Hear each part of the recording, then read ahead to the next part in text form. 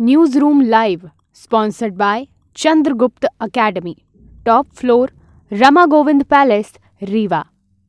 नमस्कार, विंध्या टाइम्स में आपका स्वागत है और आपके साथ में आशुतोष तिवारी हाजिर हैं प्रदेश की 4 बड़ी खबरों के साथ। पहली खबर की बात कर लेते हैं। मध्य प्रदेश में पंचायत चुनाव के लिए रणभेरी अब बज चुकी है। अब स्थानीय निकाय जो है, स्थानीय जो नेता हैं वो अब तैयारी शुरू कर चुके हैं। पंचायत चुनाव के लिए दावेदारी अपनी मजबूत करने में जुट गए हैं। वहीं पंचायत चुनाव को लेकर जो खबरें सामने आ रही हैं कि ये माना जा रहा है कि अटकलें जो हैं कि कानूनी पेंच में जो है पंचायत चुनाव फंस सकता है। सवाल यह है कि जनपद से लेकर सरपंच तक का चुनाव जो है वो पुराने आरक्षण से किया जाएगा और जिला पंचायत अध्यक्ष के लिए नए सिरे से आरक्षण इसके लिए क्यों किया गया है। इस पे जो है पक्ष और विपक्ष आमने सामने हैं। पूर्व मुख्यमंत्री कमलनाथ ने यह आरोप लगाया है कि सरकार डरी हुई है, वह चाहती ही नहीं है कि चुनाव हो, इसलिए ही चुनाव को इस हिसाब से फंसा दिया गया है कि अब चुनाव को कैंसिल कर दिया जाए। कमलनाथ ने ये ट्वीट कर कहा है कि ऐसा लगता है कि सरकार खुद चुनाव नहीं चाहती है, वो चाहती है कि भविष्य में चुनाव पर रोक लग जाए और वो कह सके कि हम तो चुनाव कराना चाहते थे लेकिन चुनाव पर रोक लगा दी गई है। वहीं इसके पलटवार में भाजपा प्रदेश अध्यक्ष वीडी शर्मा ने कहा है कि हम तो चुनाव के लिए पूरी तरह से तैयार हैं, कांग्रेस डरी हुई है। तो ये जो चुनाव को लेकर जो खबरें सामने आ रही हैं कि मध्य प्रदेश की त्रिस्तरीय पंचायत चुनाव की तारीखों का ऐलान जो है वो होते ही कांग्रेस और बीजेपी एक दूसरे पर आरोप प्रत्यारोप के दौर लगाना शुरू कर चुके हैं।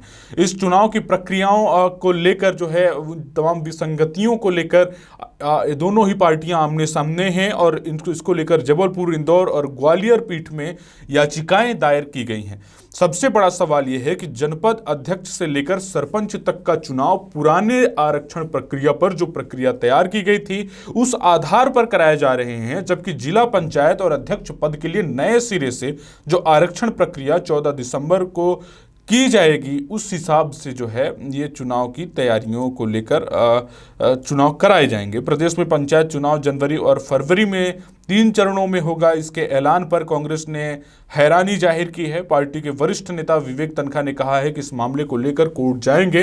दरअसल चुनाव की तारीखों का ऐलान होने से कुछ घंटे पहले ही हाईकोर्ट ने ग्वालियर खंडपीठ में पंचायत चुनाव में परिसीमन और आरक्षण को लेकर दायर की गई 3 याचिकाओं पर मुख्य न्यायाधीश रवि मलिमथ व दीपक अग्रवाल की युगल पीठ में सुनवाई हुई थी।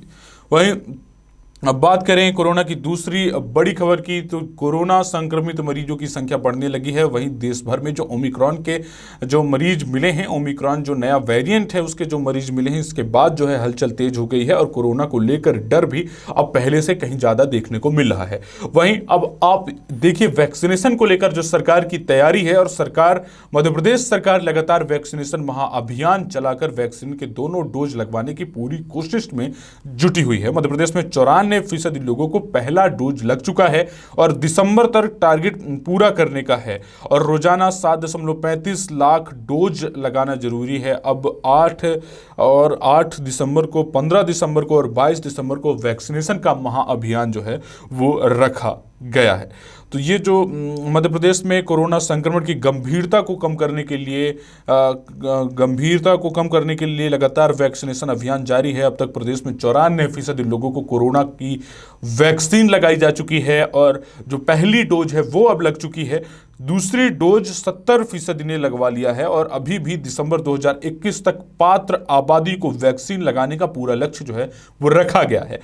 7.35 लाख डोज लगाने होंगे इसके लिए। प्रदेश में 8 और 15-22 दिसंबर को वैक्सीनेशन का महाअभियान दोबारा जो है वो रखा गया है। वहीं अब मौसम की बात करते हैं। जो तीसरी खबर है हमारी, मध्य प्रदेश में बादल से जुड़ी हुई है।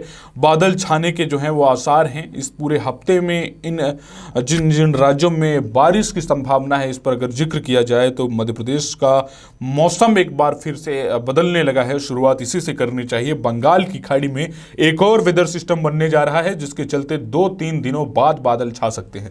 जबलपुर समेत कई जिलों में बूंदाबांदी होने के आसार हैं।